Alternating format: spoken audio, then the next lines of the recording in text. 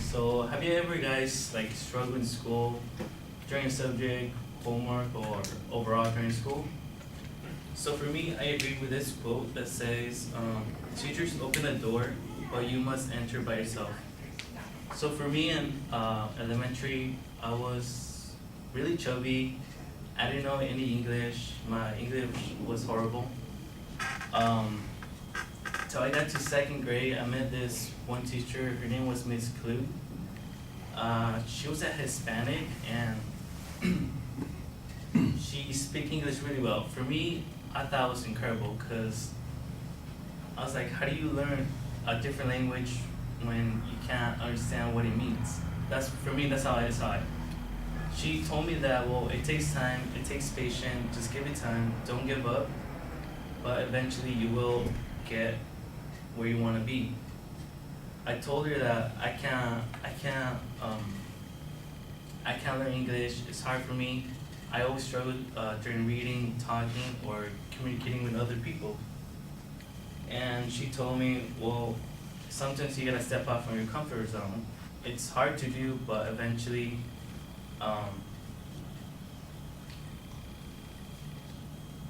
you will like get out of it. You'll meet new people. You'll get comfortable with them. Just give it time. So my teachers will always like try to help me out. They will always try to help me out like during homework or exams, give me like the easy access. For me, I was really grateful for them because without them, I wouldn't be here. So during like my middle school,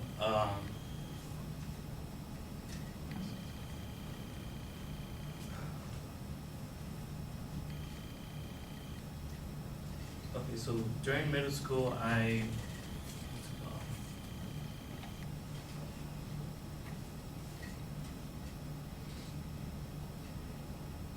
so during middle school, I kind of saw this teacher as a business person. He really like encouraged me to be someone that I'm not. I'm not saying in a bad way that it's good or bad, but he.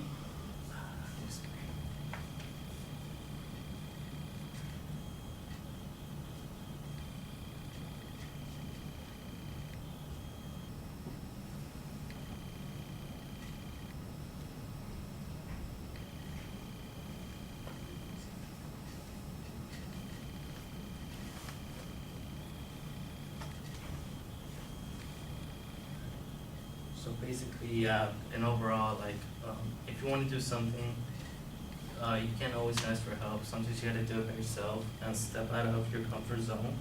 Because not everybody that's there with you will be alone through your whole life. Sometimes you gotta do it by yourself. That's all I got.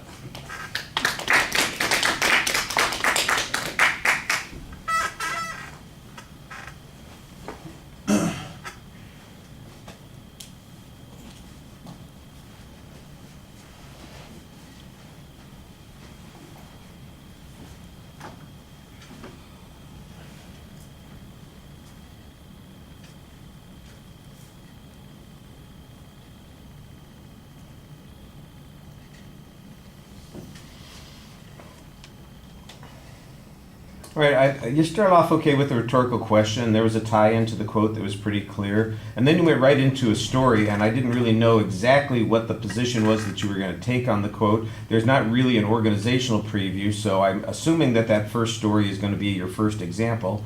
And that's okay. That's the one that you had the most detail on, and I thought you were doing fine. The example has some interesting information in it. You feel comfortable talking about it.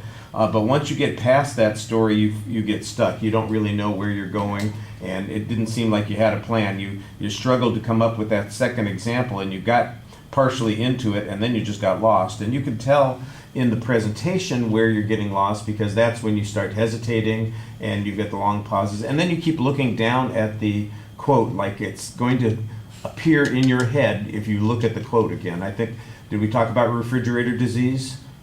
Did I use that example? Okay, you guys ever suffer from refrigerator disease? That's where you keep looking in the refrigerator expecting something to appear there, when it hasn't, there was nothing there before, but 5 minutes later you're back looking again. Maybe something's appeared since I've been there. That's kind of what you're doing with the quote. You need to, if you have 2 examples, that's okay. That's better than having just the one. The one is good. If you could have a couple of other things that you're saying, I think you'd be better off. And you just, I think, got stuck and couldn't move on to the next point. And up until the point when you got stuck, I thought you were doing a pretty good job talking to the audience. There were a little bit of gestures. But once you started thinking to yourself, you kind of tune us out. You look down at your quotes in your hand and you just stop engaging us. And at the end, you sort of bail out on the speech. If you get stuck, go to the conclusion, remind us of the point that you were trying to make, and end as gracefully as you can. And don't draw attention to the fact that you're ending without necessarily saying more.